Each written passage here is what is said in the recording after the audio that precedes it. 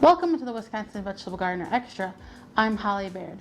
Well, today we're making freezer slaw. What is freezer slaw? It's basically a coleslaw you make that you can make right now, put in your freezer, and then you can take it out and thaw it and eat it throughout the winter and the fall and the spring. So what we've done already is we have chopped up our cabbage, onion, green pepper, and carrots.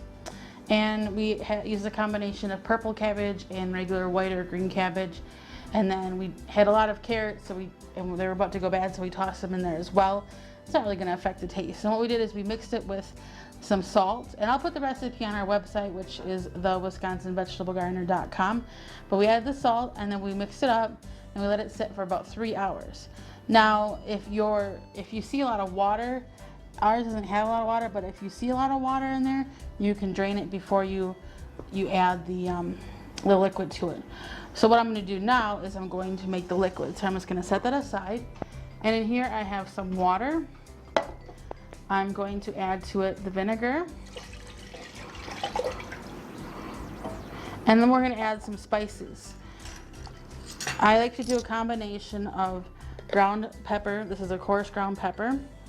And then a combination of some peppercorns.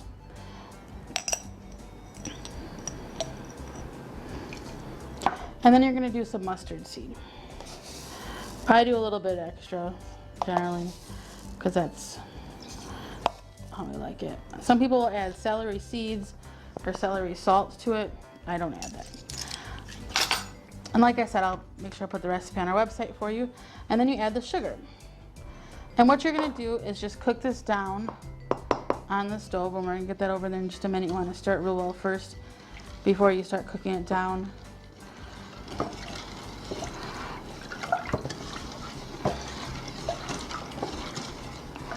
And it's going to make it into basically a sauce or a syrup or like a brine or whatever you want to call it for your freezer slaw. So let me go ahead and get this on the stove. So you're going to bring it to a full roaring boil. If you don't know what a roaring boil is, it means that you can stir it without disturbing the boil. You just bring it to a boil for about a minute. So now we've made the liquid portion of this, and as you saw, we brought it to a boil on the stove for about a minute, and we've let it cool down quite a bit. Now we're going to put this in glass jars. They're just basic canning jars to freeze it, but if you don't have glass jars and you want to do plastic or even like Ziploc bags or like another freezer safe container, go ahead. But if you are going to use plastic, make sure you let this liquid cool down completely, otherwise you might melt your plastic or something. So I'm just going to throw this in there with it, and then I'm going to stir it up and put it in the jar. I'm just getting this stirred up here, and you just want to stir it nice and easy.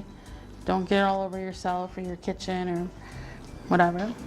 So now we've got it stirred up, and what we're going to do is we're going to put it in these jars, and we don't know how many it's going to take. It just all varies. But what you can do to keep your jars covered is you can buy these plastic lids.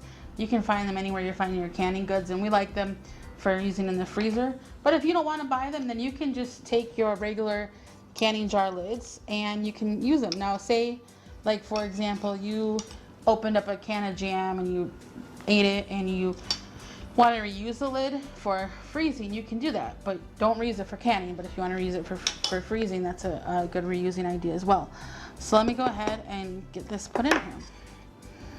And you want to leave a good amount of headspace, and even if you're putting this in plastic, you want to do the same thing because things will expand as they freeze.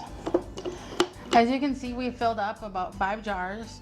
We do have a little bit extra, but we're just gonna let that cool down. It's not very hot at all, but we're gonna let it cool down. We'll just eat it with dinner or whatever. But as you can see, we filled up 5 jars. Now what you can do is you freeze this, and it stays in your freezer for up to a year. You just put your lid on, and obviously you want to leave a good amount of headspace, and you put your freezer, and then you let it thaw. If we decide we want some, we'll just take it out the night before. You can thaw it in the fridge, or that morning you can just thaw it.